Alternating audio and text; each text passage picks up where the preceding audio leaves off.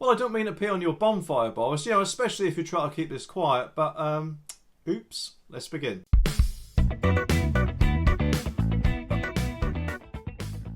Okay, this story is from The Sun, and it says, face masks, vaccine passports and working from home rules are set to last until the end of January. But the harsh travel restrictions which force people to get a pre-departure test and another one on day 2 will be reviewed before Christmas. Well, to be honest, I can't understand why it all can't just be reviewed before Christmas. I mean, I'm sure I remember a little while ago that it was first announced that we had to start putting face nappies back on again when we go into shops.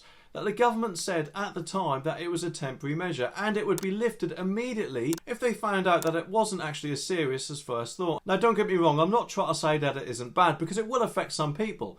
But while it apparently transfers easier from person to person, at the time of recording, no people are seriously ill in hospital with this new variant or have even died from it. So let's see when in January these restrictions are apparently set to end. Ministers have confirmed that the new Plan B rules will be in place until January the 26th, when the new laws expire. If they want to extend it, they will have to tweak the legislation and may have another vote in Parliament. There will be a review on January the 5th when MPs return to Parliament after the Christmas break.